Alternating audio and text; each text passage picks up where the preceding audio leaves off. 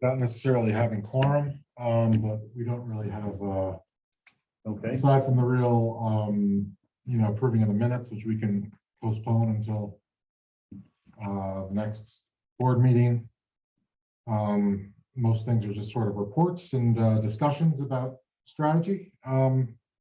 So so I'll call a meeting to order at 4 o'clock on Wednesday, November 9th. Here comes somebody. How many do we need for a quorum? I thought Stu was a quorum all by himself. It's about 8 pounds, right? Not true, not true. well, Tom's here, which is nice to know too. So yeah, we just need one other person from the Shaftesbury or somebody to show up. So and then we'll have the quorum. How are you?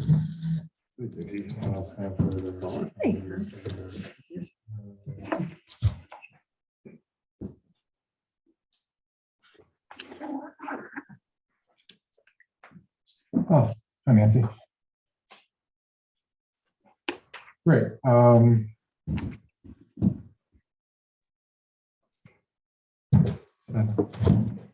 here. Okay. One more. Yeah, very close to quorum, but yeah, I guess we can get going then if we want to potentially skip the agenda item 1 then, which is the review of the meeting minutes, and postpone that until we have a quorum at the next meeting. So item 2 on the agenda is the fiscal year 2022 SWIP report. As you can see, we are spending a lot more than we do normally for the first quarter. There's a couple of reasons for this. Largely, this is because 2 of our household hazardous waste events fall into the spending for this quarter.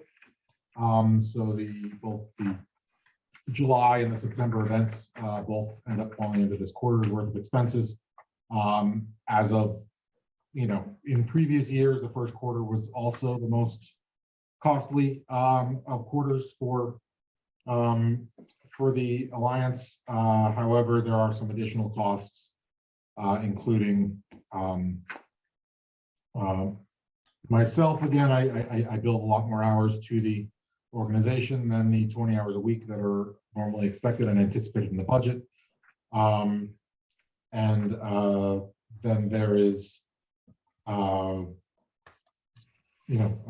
expenses related to household waste, the labor costs, and then there's a general thing. We also have not yet had income coming in from the state to offset some of this money. Some of the other things are associated with some of the other costs, an increase in indirect costs, which are based on a formula that's sort of given to us from the state. Or maybe from the federal government. Actually, I'm not 100% sure how that works, but so there's just been a little more spending, and my plan to sort of address this is to sit down. I've already scheduled some time with our bookkeeper at BCRC to go through all of our expenses, and Michael also organized things in a way that I don't necessarily think matches perfectly with a lot of the other things we have. So we have like a chart of accounts that I have to spend some time to adjust, so it matches what these reports are related to the category of expenses in table 2, and things like that. So I'm going to adjust all that and come up with a whole new plan for everyone at the January meeting when we have our next board meeting. And we'll hopefully have a much better expectation of what funding is expected and what spending is going to be needed. And then in addition to that, we also hope to have a better sense for the upcoming years related to expectations for operations of the household hazardous waste facility, which will be, less than we are hosting on events right now, but still a little bit of an unknown related to a number of factors depending upon how we plan that. And those items will be discussed as far as the way we plan that during the household hazardous waste section when we get to item number 6 on the agenda today. Are there any questions related to the quarterly SWIP report?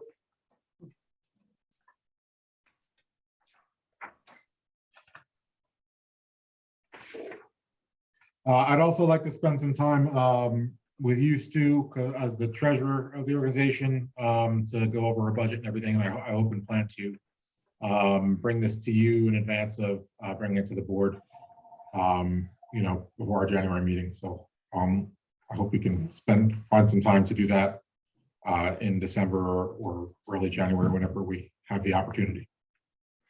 Yeah, we can do that, Scott. That should be fine. Thank you. Great. Next item, permanent household hazardous waste facility, which sorry, that's item number 3, not 6. Yeah, so a few items on this. The first is facility placement, which there was a little bit of a new hitch brought up just this afternoon with some folks from the EPA that Stu had been speaking with, and the possibility of chiefly the way we're going to operate potentially the traffic flow pattern.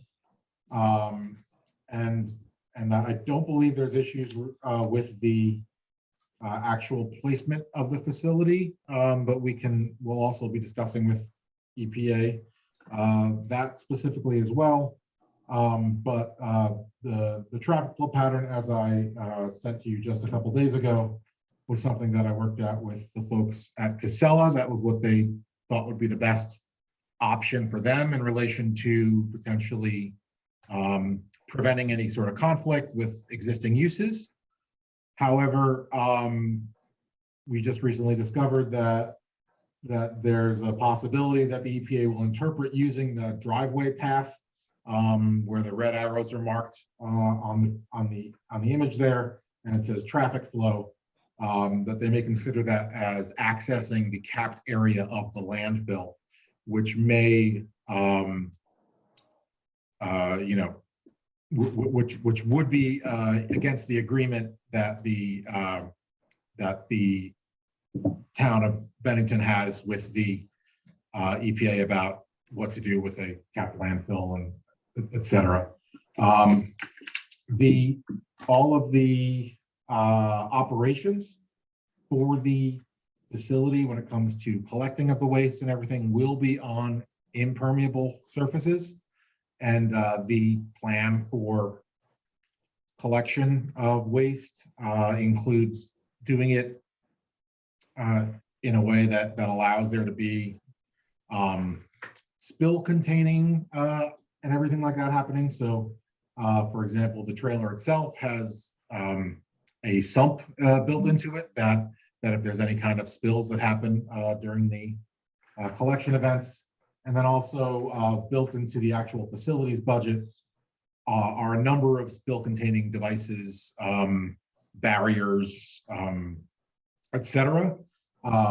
But again, the idea of us putting down asphalt, and particularly new asphalt in certain areas, specifically next to the existing storage area, is largely so that we can sort and bulk the items in an area that is also on impermeable pavement.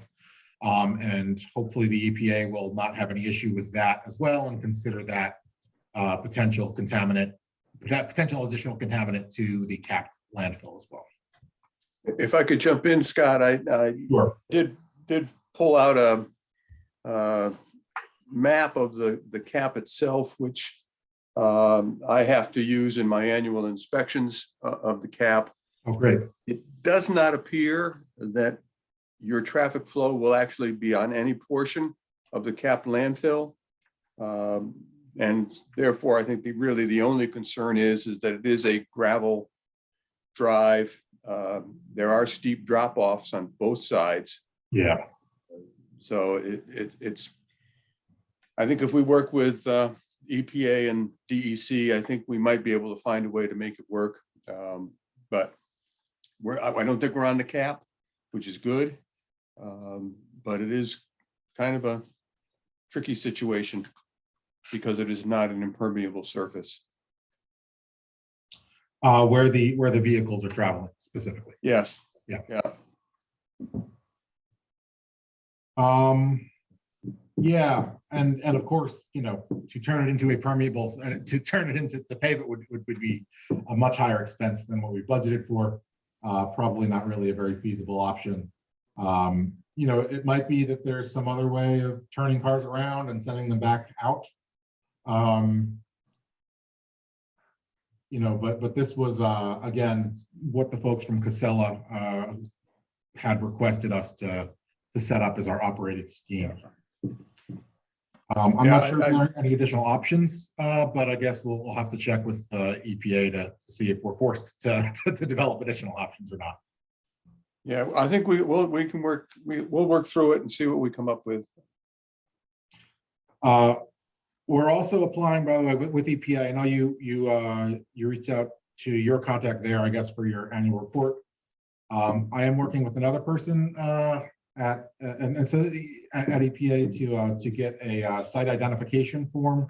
There's something like an RCRA form, which is required for us to fill out, which is going to also include all the types of materials that we collect need to be listed on that form and what their sort of EPA identification codes and everything are.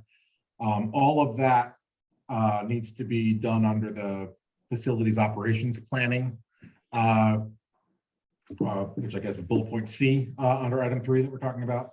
And I'm sure, you know, it might be worthwhile to include that application to the folks who you're speaking to as well from EPA on your end. So when I finish filling that out, I'll make sure to CC all the folks who you've been having conversations with.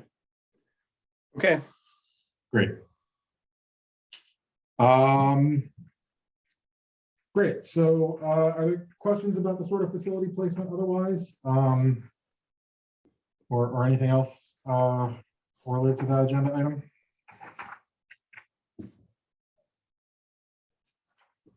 No? Okay, great. So the next thing then is sort of an updated timeline. We can go through this right now. So been working with the folks from MSK to put together a submission plan that needs to be, and also from GSS Fire Suppression, who will be submitting a plan also to the town of Bennington Development Review Board. Development Review Boards meetings are held just 2 days a month, and applications need to put in 25 days ahead. The ordering of the unit to be constructed, you know, took a little bit more time. There were some back and forths, waiting for checks to clear, signatures on both ends, sort of things happening. And it became evident fairly quickly that the initial anticipated delivery date of mid-December for the unit was very hopeful. So instead, what we've done is sort of postpone that as long as possible. And what we're hoping to do is have the unit brought in hopefully in March, you know, as late as possible, because we're not going to, you know, hopefully we can also get the concrete poured in advance of when the unit comes in. Worst case scenario, the unit is completed and we need to hire the crane on 2 separate occasions. One to take it off of the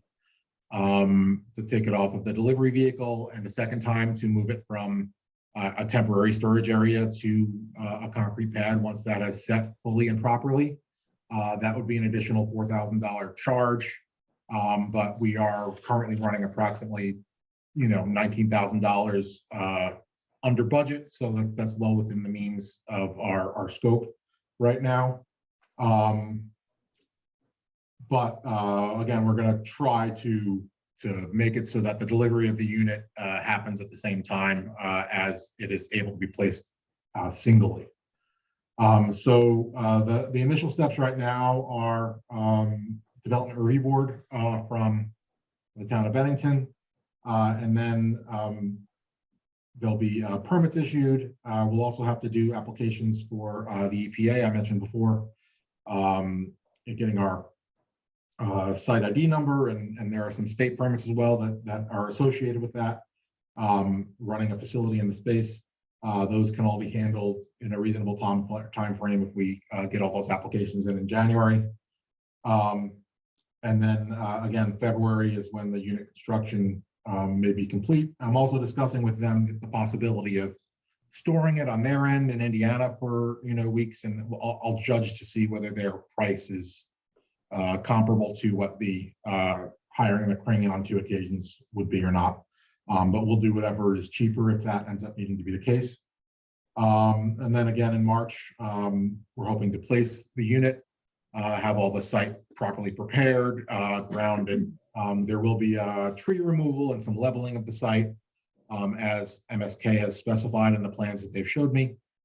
And then they will, and then we can place the unit on site, bolt it down, hook it up to electric, set up the fire suppression system, and then it'll be active and effective for a May operations.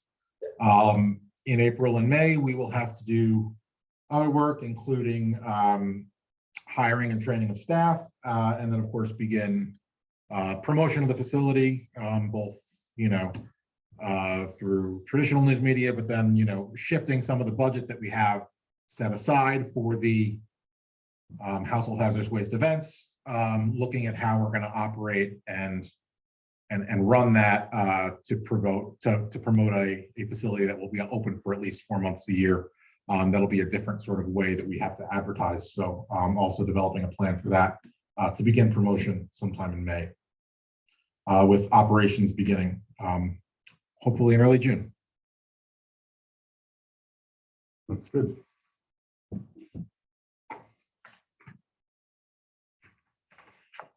Are there any other questions or thoughts or notes on the items? All right, good. Well, the next point here is going to be a little more conversational, and it doesn't necessarily need to become a conversational at this level, because what I think the chief thing that we need to do is come up with a subcommittee, or just have a couple of interested parties who are able to help me sort of make some of these decisions. I can come up with some recommendations, but there are some things related to our operations schedule, how many days we actually plan on operating, how many days per week, other things related to how we're going to staff the operation, how many staff we plan to have on hand. I had a meeting with Tom last week to discuss how TownHhall handles staffing their transfer station, and sort of what the going rates were for salary and things like that. I also spoke with a couple of the members that run facilities like this. Chittenden County starts all of their folks at $22.50 an hour. So we'll have to sort of make all these decisions in the upcoming month or two in order to properly develop a budget for operations and to figure out how this is all going to work. I've approached BCRC with the idea of potentially seeing if they would be interested in doing a model similar to the way Mount Scottney does it, where they have staff from the Regional Planning Commission operating the facility that they. However, that is something that isn't in the cards right now at BCRC. We are going through a staff transition. We definitely don't have excess labor. And it's not something that they potentially see as being worthwhile. Also, I think for the sake of the organization and for the sake for the towns involved, costs would be lower if you didn't have someone at a sort of professional level of staffing hours and rate operating it as much as you would have someone much more at a blue collar rate of pay for this type of operation.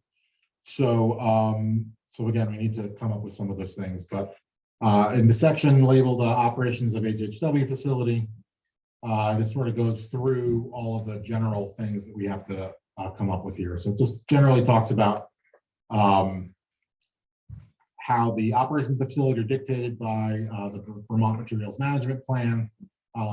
Specifically gives you a copy of the paragraph from that 2019 plan pertaining to that information. Talks to you about what kind of permitting we're going to need to have in place. And then it talks about things like operations schedule, how we plan to run it as a scheduled appointment operation as opposed to having long queues.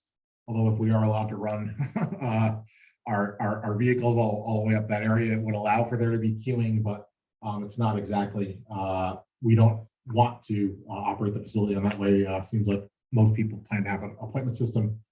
And then a key question is going to be as well as to whether we want to charge a collection fee or not to residents.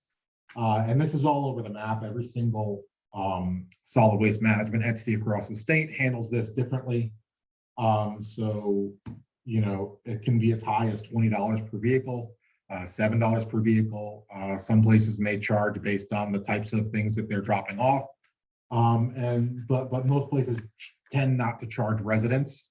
But they will charge, if there are individuals from outside of their solid waste management entity that show up and want to drop off things. So often there's a different rate for citizens than there is a rate for businesses as well. And these are all questions that I hope to bring up with a couple of you who would be interested in helping me answer these questions in some kind of a subcommittee. The other option is potentially working with third-party contractors. I am not sure if Casella would be interested in having us train a couple of their staff members and, having them operate the facility, or with, or if that's completely out of bounds for them because they have their own things, or whether we could approach any of the other folks who hold currently at this point, household hazardous waste events. And if there's a rate that they may offer just to send staff down without having to do the entire sending down of trucks and things like that, if that's even feasible or possible. So there are a few things that we'd like to do, and kind of just like some direction in that regard. And I think that the best way for us to do that is, unless there's a general consensus related to these things right now that we can kind of come to, I think it might be good to have some focused meetings to tackle the issues outlined in this operations section here. I have a question. See, staffing and all that, but what determines when the facility is filled and needs to be taken away? Or is that something that's constant, like a monthly or? So most places do it every 2 to 3 months, and then there's always an end of the season. Right. There are some materials that you're not allowed to legally store for a period of more than like 90 days. So once we begin collecting a certain type of material, we have to date the barrels with which we are bulking the items into. And then if we ever get inspected, those dates will be reviewed to make sure that we are within compliance of when those items have been first collected. So while we will be, not sending completely empty barrels in the same way, the whole process of us spending $500 to get rid of one mercury thermometer, that's dropped off of a household hazardous waste event because it's the only item that's inside of a 55-gallon drum. That is unlikely to happen, but if something over a period of 3 months has been collected and legally we're not able to store it for more than that 90-day period, we need to bring in the people to collect it then. So,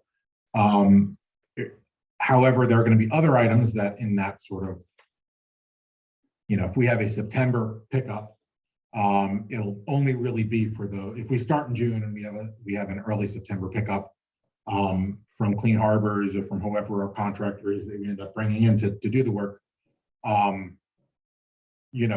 that'll be a limited number of items compared to what we will just have at the end of the season when we close the facility for the winter, empty all of the waste that we've collected over the season, and then, in November or whenever we're done with that, whenever we've decided to close based upon the schedule that we determine, that will be when we get rid of everything else. Hopefully, manage that. Other items like paint care, they have their own schedule. They're a separate program that will be picking up separately than the individual household hazardous waste collection company that we will be hiring, because that's a separate program. And they're going to run on their own schedule, but tend to come about once a month to pick up the bulk paint that we would be collecting for them. Okay, thank you. Scott, I'd be glad to serve on whatever subcommittee you're talking about here, since it is our transfer station and our operation hours. If that's Great. good for you. Excellent. Is there anyone else who's interested in volunteering to be part of that conversation? But for the timing, I'd be in, but I'm having a kid this month, so I don't really have any time to deal. Well, congratulations. Congratulations on that. But no, but like 99% of the time I will be in. If you need to call me on any of these things, you can contact me. But Okay, I'll volunteer too if you want. sure. Great. I am traveling a little bit, so my schedule is kind of Okay. random. Well, I'll try to put together everything so it's a sort of set of very clear questions that we can sort of discuss and go over, in a reasonable time period, and then still be able to bring something back to the board here for our January meeting. Right, great. Great. Are there any other questions about the permanent household hazardous waste facility before we move on to the next agenda item?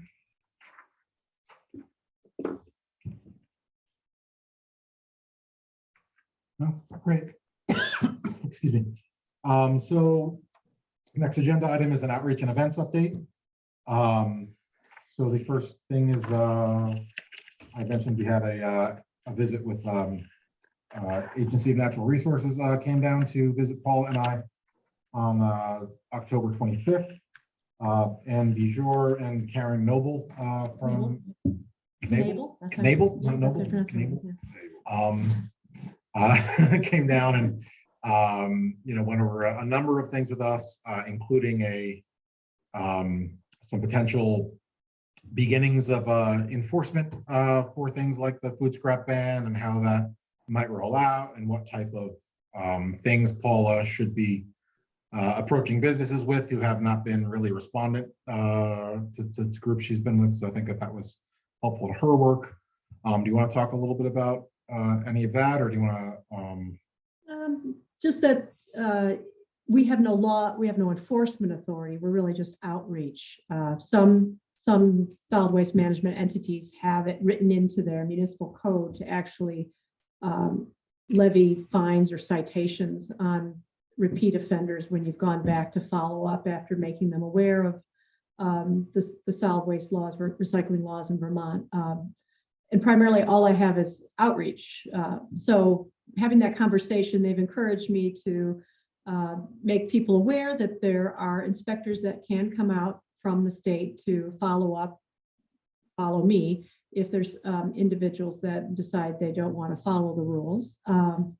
They've also said, you can also file complaints with the DEC to follow up, which I may do in some cases. I can do it anonymously, but primarily it's just to try to get them to follow up with an alleged violation, essentially a notice of violation, alleged violation to the prescribed business or entity that is having issues falling into compliance.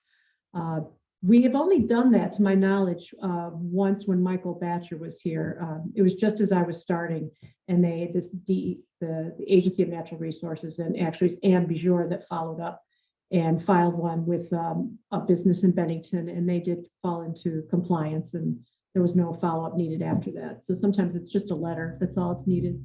But sometimes I'm kind of pounding my head against the wall, getting people after, having conversations again and not having much luck getting them to follow in. So that's what we talked about. The other thing was trying to support more outreach of just general topics within special recycling. And they've made us aware of funding that's available to do co-op advertisements or funding of social media campaigns for things like batteries and paint through the extended producer responsibility programs that can help fund outreach initiatives to get people more aware of the programs that are available.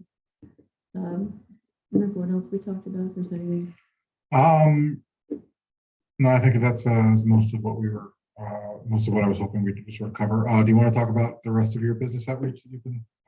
Oh yeah, I just have been plowing through to get the rest of the business outreach required. I'm required to provide technical assistance and information to at least 40 businesses every year.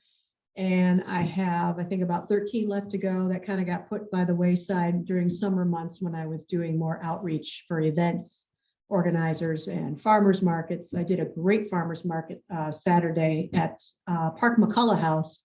Just a really good turnout, very engaged group. And I even had some businesses approach me, which was nice, with questions that I didn't know existed, landlords, that kind of thing. So it was good. And I also attended a conference, Northeast Recycling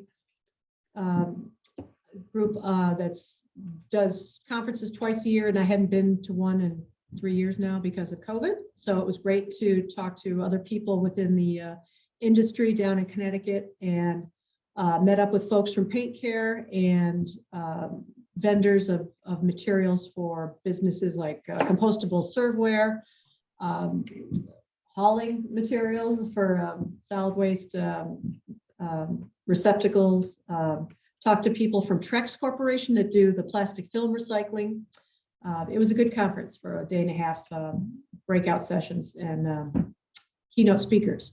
So yeah, that's pretty much just working on getting the rest of that done. We're working on hopefully getting the website up to date with new flyers that reflect changes in program changes that the DEC has done in the past year, and just all of our drop-off locations to make sure they're up to date and that all the links in the website are working properly. Great.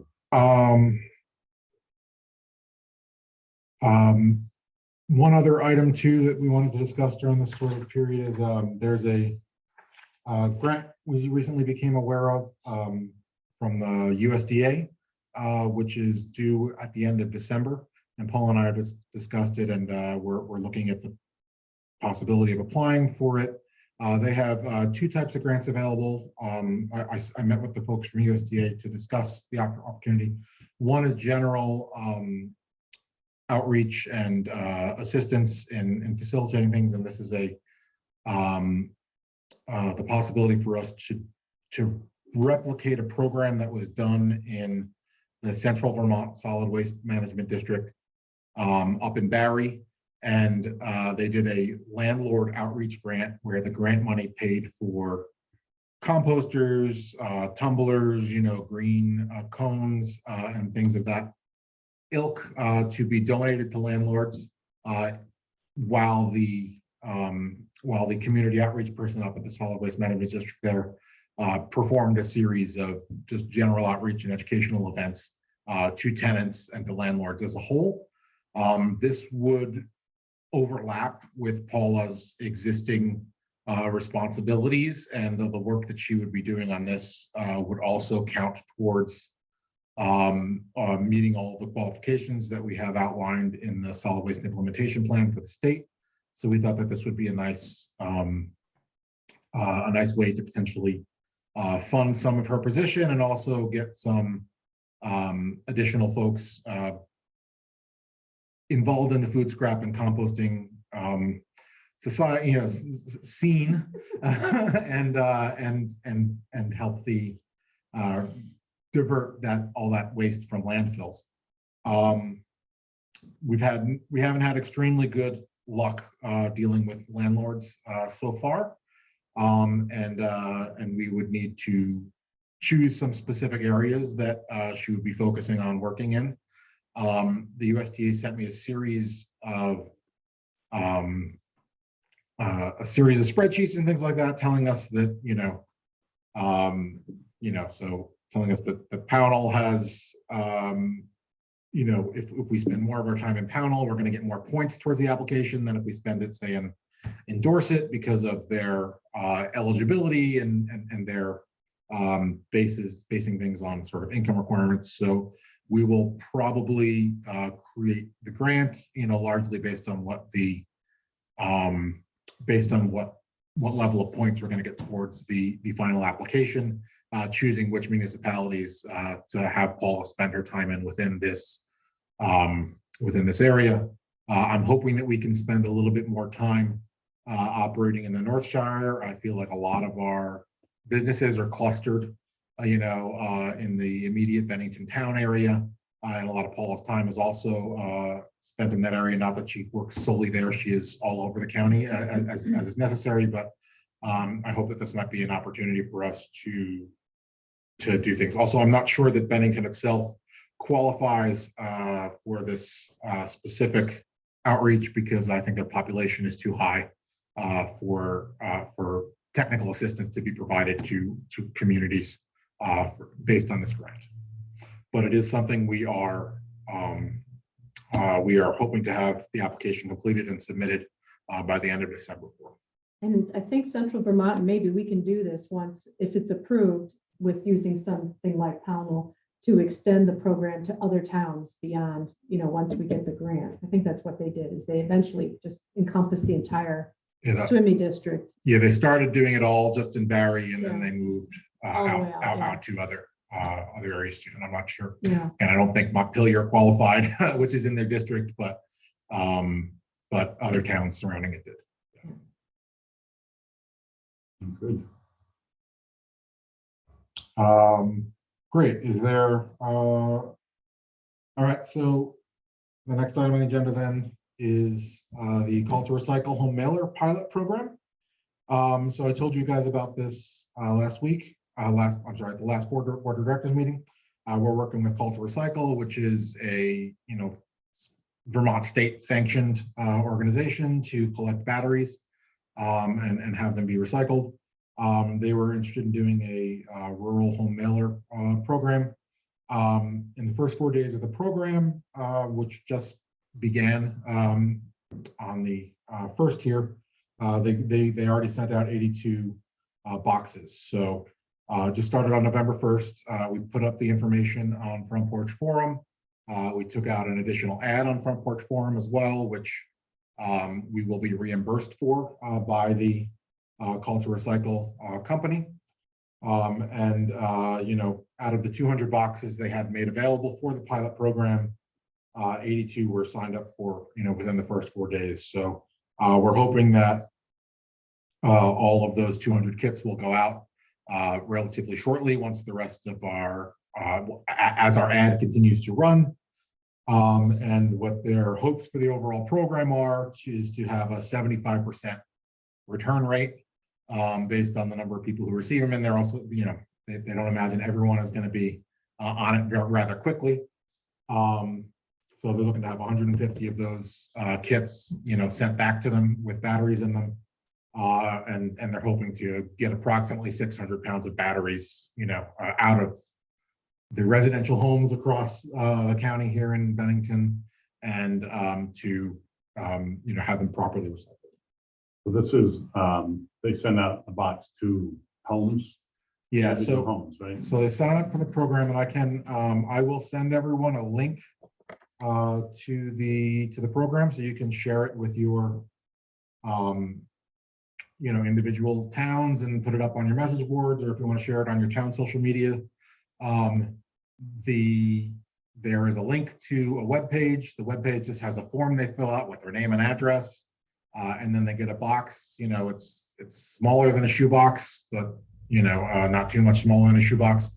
That is then sent to them. The box is fireproof, and it contains instructions on how to properly package your batteries, how to identify whether they are lithium and need to be separated from your alkaline batteries. And then it has prepaid postage on it by UPS, which then you can call UPS for home pickup to then pick it up and bring it to Call to Recycle for the recycling program.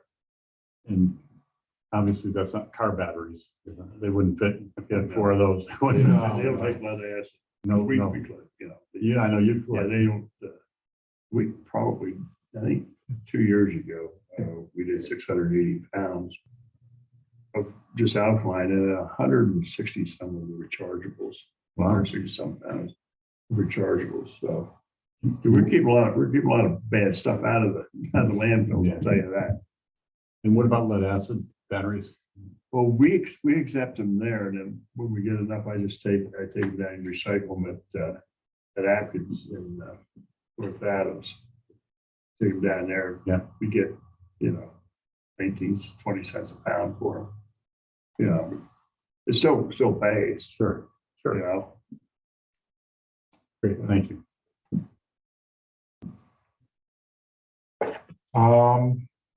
Great. Next thing, just reporting on the household hazardous waste event that we held since the last board meeting. It was literally just a couple days after the last board meeting, so it feels a little like old news now. But on September 17th, we held our Dorset household hazardous waste collection event. Thank you again to Dixie, who showed up and helped us manage the event in the morning there. We had 174 cars and 1 electric bicycle all show up with items to drop off. That was 224 households total. Excuse me. And the folks in Dorset were very generous with us, and they ended up giving $1,100 in donations to help offset the costs. I don't know what the formula was that Michael used for donations in the past, but it looks like it was approximately 50% of donations collected ended up going towards the school that was hosting us. So that's sort of my guideline for what I was going to give to the Dorset school as a thank you for letting us host the event there. If there's any other thoughts on that, I'm happy to do that. Again, costs are going up, so we could also just keep the money if we intended to, but between the Dorset school and then also the some of the money that we collected in May, I have not given it to the middle school in Bennington yet. So that's also a possibility to give some money to the Mount Anthony school as well. So if there's no other opinions, I'll just follow that sort of precedent of giving sort of half of it to the attendant schools. Otherwise, yeah. I feel they should be getting something, for their cooperation and so forth. I mean, it just makes sense, because even though we're getting this, you don't know what's going to happen. Maybe we have to have another thing sometime down the road or whatever. We might have a good rapport with the people there. I think it's very important. Okay, well, I'll make sure to have that sent out then as well.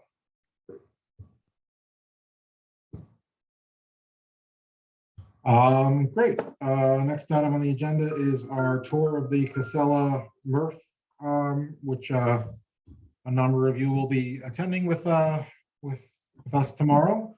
It is still open for others who wish to attend. Unfortunately, Nick said he's unable to attend tomorrow, but I know that there were some folks who were planning on coming. We're going to be meeting at 10 a.m. At 1 Smith Road in Rutland, Vermont, which is the zero sort processing facility. We'll be getting to see all the cool robots and conveyor belts and the things that operate. And he's booked us about an hour and a half to go around. He said the tour itself takes about 45 minutes, but then there's questions and people tend to stop and ask a few things on the way. So I says an hour and a half is what it really ends up taking. And then immediately afterwards at 11:30, basically co-located just on the same site, but with a different address of 2 Greens Hill Lane, is the Rutland Household Hazardous Waste Collection Facility. And if anyone's interested in just seeing that, we also have a tour set up with Mark Shea, the district manager of the Rutland County Solid Waste District, to show us their operations there. And I think that that'll be also very enlightening for folks who are interested in seeing the way one of these operate and potentially give us options about how we will be operating our own.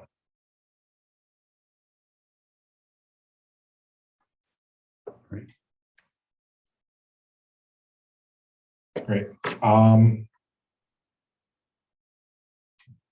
So, is there a carpool on that? Yeah, yep, sure. I'm happy to carpool with you. Anyone else would like a ride?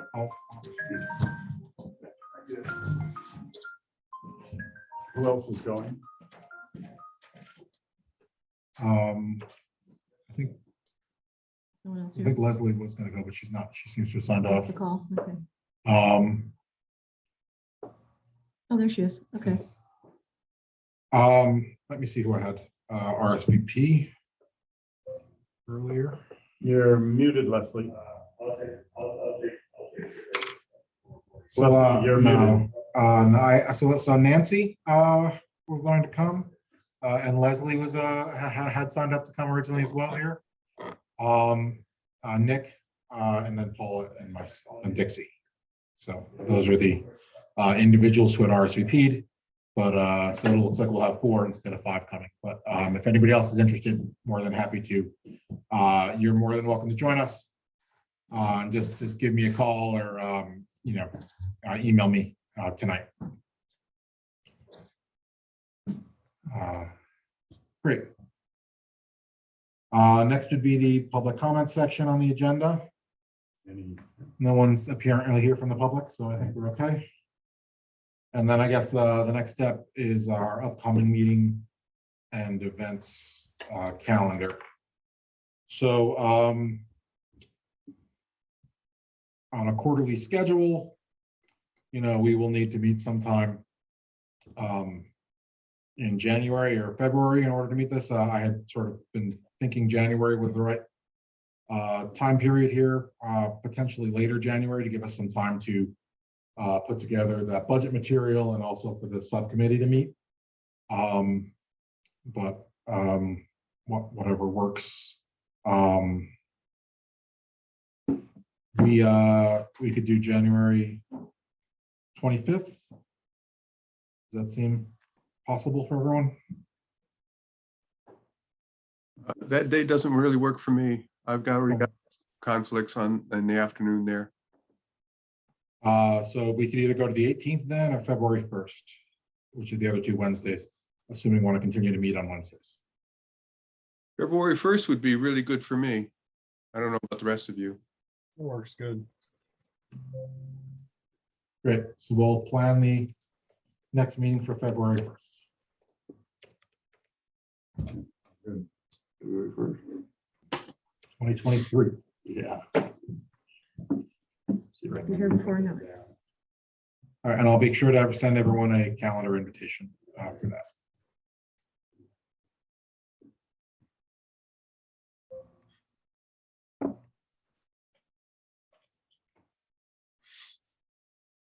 So 4 p.m., right? It's currently 4:50 p.m. Oh yeah, 4 p.m.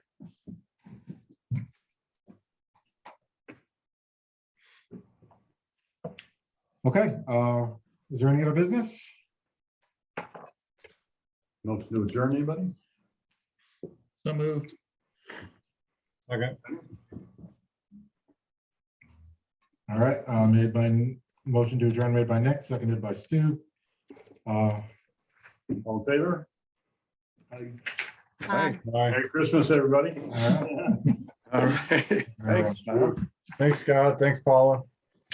I'll have a good holiday season. Thank you. Thank you. Yes. Bye.